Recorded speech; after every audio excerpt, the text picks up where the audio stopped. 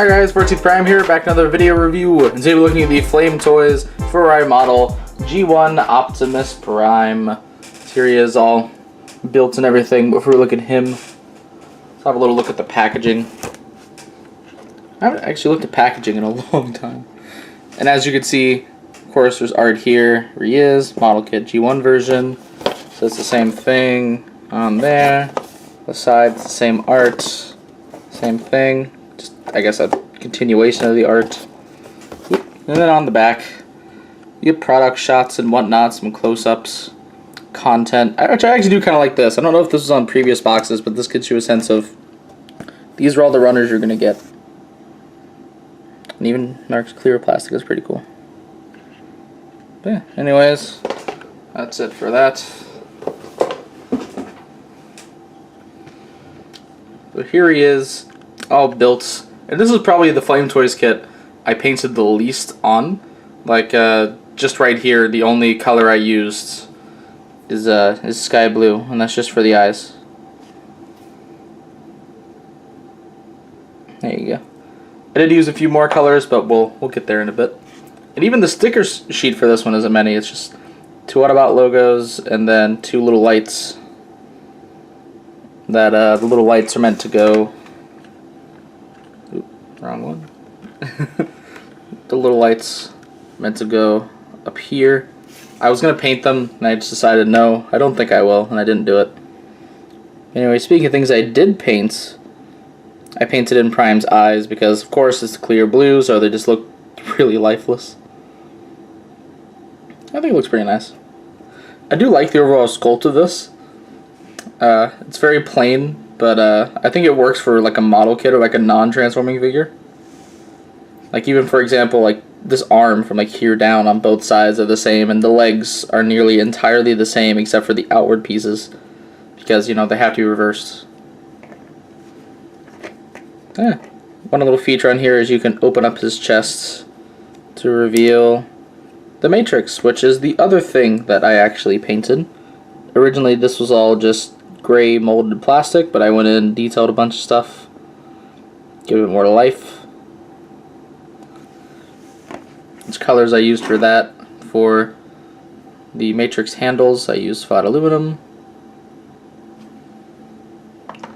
For the gold itself, gold leaf. Doing a little bit of gunmetal there. I used for like some little buttons I did in there, I did some metallic blue. And then I almost forgot about it, but I used, not dark copper, it was regular copper. But where is my copper? There it is. I used some copper. So yeah. Which, speaking of things this can do, it can do a lot. Let's go ahead and get in some articulation right quick, which I don't know why I moved the thing down.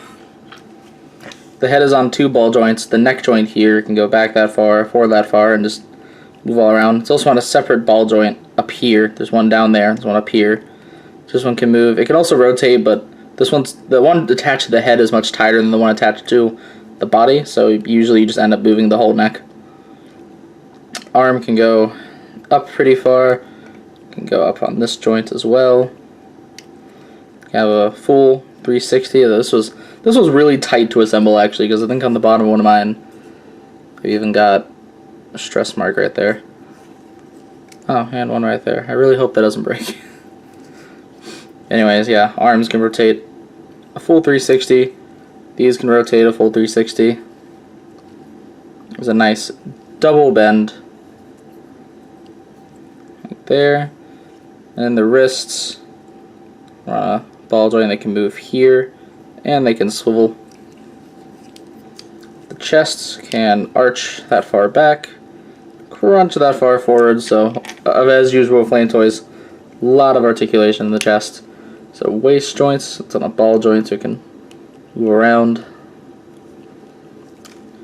These hip skirts can actually pop up. And also, can you pop up the side ones? Pretty sure you can. These up. Oh yeah, you pop up all the skirts.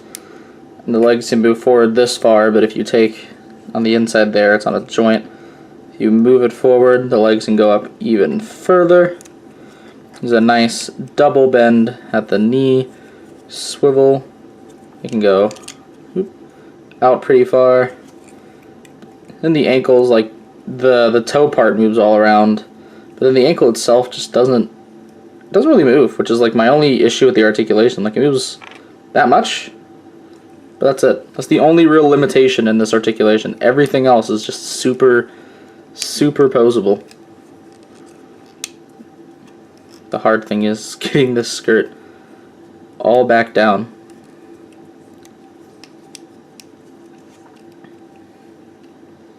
Now, as I previously mentioned earlier, the only stickers were the logos and those lights, and that means that these little yellow arrows that I was actually worried would be stickers are not. They're actually pieces that go under. Here, I'll flip that up. The little like yellow molded parts that go under it, so that when it comes out, it is these. Which I really like that. It's really nice. Speaking of things I like, one thing I love on model kits is whenever they come with a ton of hands for some reason, and this one does. You get, of course, the static fists, get a pair of open hands, get a pair of pointing hands. I mean, just kind of, they can point at each other. They can point at you. You get some grabby hands for whenever he wants to light darkest hours and stuff. Then you also, I just dropped one, but I have the other. You get two gun holding hands, which I keep it just in here because, well, this is the hand I just have them hold it in. And what else I like is the fact that you don't have to disassemble the hand to put the gun in. It just snugly fits in there, and it's not coming out. To switch the hands, you just pop one off, pop one on, and bada bing, bada boom, he's got a gun. And he also comes with his axe, which is, of course, clear orange. Which the only thing I like about this axe is it's so small. And popping off the hand, popping the axe in, like this is tiny. This actually, like this, like the blade needs to be like twice this length. Because it's just, this is a really tiny boy.